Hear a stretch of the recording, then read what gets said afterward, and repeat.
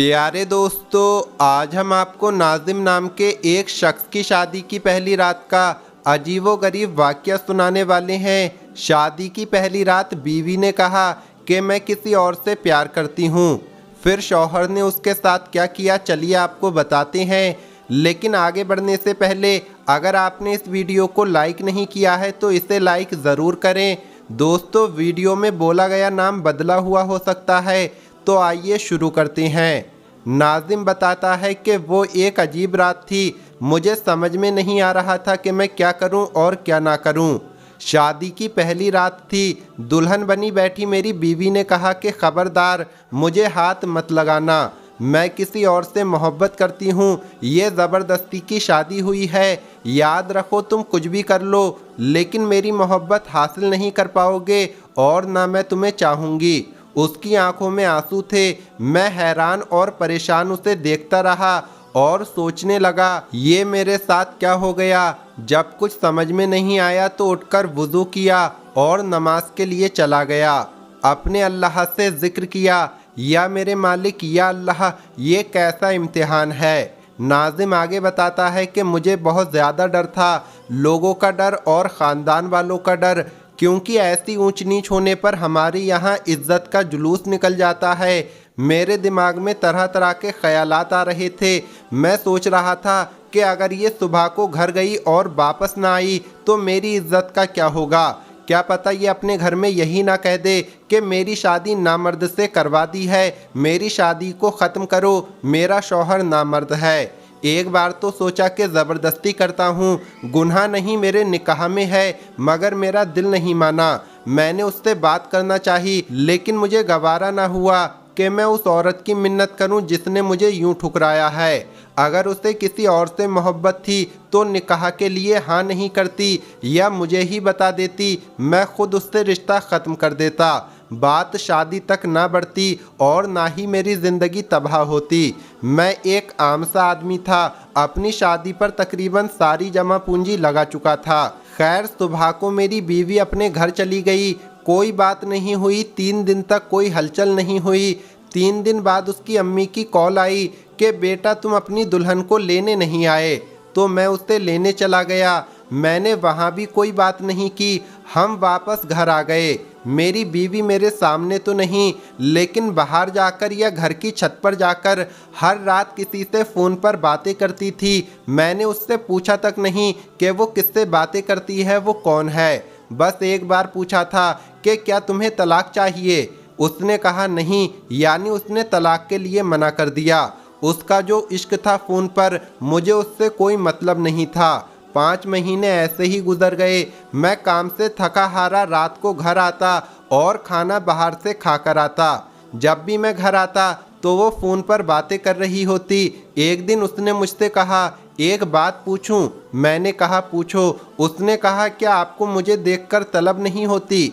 मैंने कहा कि शादी से पहले भी कंट्रोल किया हुआ है, तो तुम्हें क्या लगता है अब कंट्रोल नहीं हो सकेगा? नाजिम आगे बताता है कि एक रात ऐसा हुआ कि मैं सोया हुआ था, तभी मेरे मोबाइल की घंटी बजी। वो फ़ोन मेरे दोस्त का था। उसने मुझसे कहा कि तुम्हारी बीवी किसी और मर्द के साथ फला होटल पर बैठी है। मैंने देखा तो बीवी घर पे नहीं थी।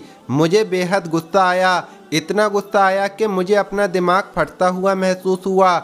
मैंने उसकी इज्जत रखी, किसी को कुछ न बताया, लेकिन उसने मेरी इज्जत ना रखी। मैं होटल की तरफ चल पड़ा, खुद को पुरसुकून रखा हुआ था। होटल पहुंचा तो उसे किसी गैर मर्द के साथ बैठा हुआ देखा। मैंने उसे आवाज़ दी और कहा, चलो घर पर चलो। वो चुपचाप घर आ गई। घर लाकर मैंने उसे इंतहाई ज़ोरदार थप्पड़ मारा। इतनी ज़ोर से थप्पड़ मारा कि मेरी उंगलियां उसके चेहरे पर छप गईं और उसको बोला कि अब तुम अपने घर दफ़ा हो जाओ, आज से तुम मेरी तरफ से आज़ाद हो। जब तुम्हें तलाक चाहिए हो तो कह देना, मगर मेरे साथ मेरे घर में तुम हरगिज़ नहीं रह सकती। नाजिम कहता है कि वो औरत यानी मेरी बीवी आज भी अपने मायके के घर में है। उसने तलाक नहीं मांगी और हाँ, जिसके इश्क में वो पागल थी उसने उसको अपनाया ही नहीं और अपना मतलब निकाल कर भाग गया। एक दिन रोते हुए उसकी कॉल आई थी वो कह रही थी कि मुझे बस अपने नाम से महरूम मत करना, भले ही मुझे अपने पास जगह ना दो, लेकिन तलाक मत देना, बस एक आखिरी ख्वाहिश पूरी कर दो। मैंने उसकी ख्वाहिश का एहतराम किया और उसको तलाक नहीं दी। उसके बाद मुझे 3 से 4 साल लगे खुद को नॉर्मल इंसान बनाने में, औरत पर यकीन करने में कि हर औरत हर लड़की एक जैसी नहीं होती। फिर आखिर मैंने दूसरी शादी कर ली। अब अल्हम्दुलिल्लाह मेरे 3 बच्चे हैं। मेरी दूसरी बीवी बहुत ही नेक निकली। पता नहीं वो 2-3 साल मैंने हौसले से गुजारे हैं, उसकी वजह से अल्लाह ताला ने इनाम की सूरत में इसे दिया है। अब मैं थोड़ी सी हमदर्दी को भी बहुत बड़ी बात समझने लगा था। मैं ज़रा सा भी परेशान हो जाऊं तो मेरी बीवी की नींदें उड़ जाती हैं। मैं ज़रा सा काम से देर से घर आऊं या कुछ मैसेज ना करूं तो वो परेशान हो जाती है, साई की तरह आगे पीछे रहती है। कई बार तो मैं झंझला जाता हूँ और कहता हूँ कि अल्लाह की बंदी, मैं कोई दूध पीता बच्चा तो नहीं। नाजिम कहता है एक वो पहली औरत थी और एक ये औरत है, मैं तो वही था वही हूँ।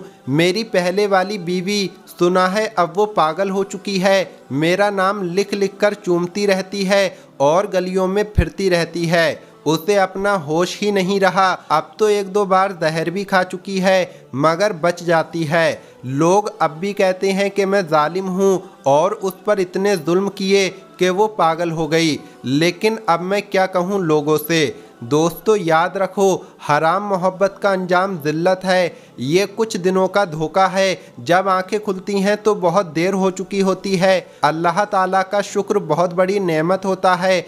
हर हाल में अल्लाह ताला का शुक्र अदा करते रहें। याद रखें, हराम मोहब्बत के चक्कर में अपना घर तबाह मत कीजिए, क्योंकि इसका अंजाम बहुत बुरा होता है। अपने किरदार को मजबूत बनाओ।